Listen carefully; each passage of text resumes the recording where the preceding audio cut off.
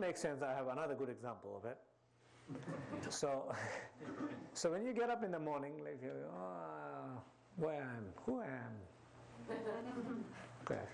If you remember one of those mornings, now what do you do? Hold up. So if you look inside, that's what you're feeling. Who I am, why I am in. Bad mood, basically. If a simple way to look at it would be the bad mood. Okay, you wake up with a bad mood.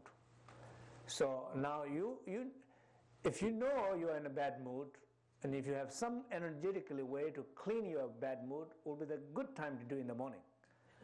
Not when after you have created a big mess in your office. Or work, in the family, or I don't know, wherever, any situation. It's too late. But the good time, when you feel that, now, again, you do the Ца-Lung, you do 9 breathing, or even simply just a 10-minute, just recognize. Open your mind and see that energy. Recognize it. That bad mood. It will clear. If you don't clear it, then you sit there for 1 hour or 2 hours. Then what happened? That bad mood just not stay as bad mood. And you can feel, for example, not worth. I talk about bad mood, I talk about the sense of completeness. An opposite of sense of completeness means missing, lacking, problems, just not worth. All this more manifestation arises from there, and then you can see problems. And then when you don't clear that and you sit with that another few hours, then you begin to feel bad. You feel anger, for example. And maybe you already find a very good reason to be angry, or sometimes when you don't have angry, then you get angry at yourself. Because you haven't met anybody, so it's hard to get angry at somebody. So you can get angry at you, but if you met somebody, then you can immediately find somebody, good excuse is better.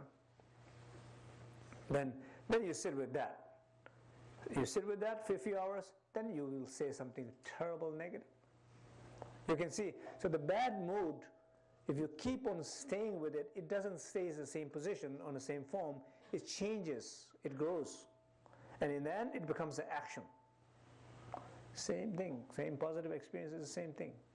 But the question is, instead of bad mood, how to find that clear space and how to move from that space down to action.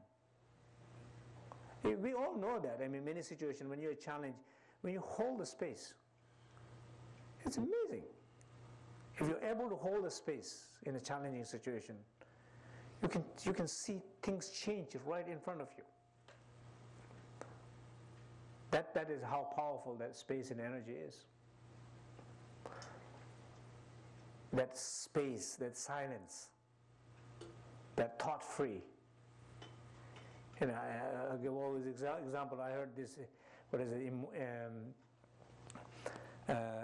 The American Express company. I heard they did some research down in Florida, that there were 300 people. They are calling everybody, saying, "Okay, you owe money. You have to pay money." Calling everybody's debts, and they did a research about seeing who was the most successful collecting monies among all these 300 people. They realized one woman was more successful, and then they're trying to see what she was doing, being very successful, than many times more than all the other people.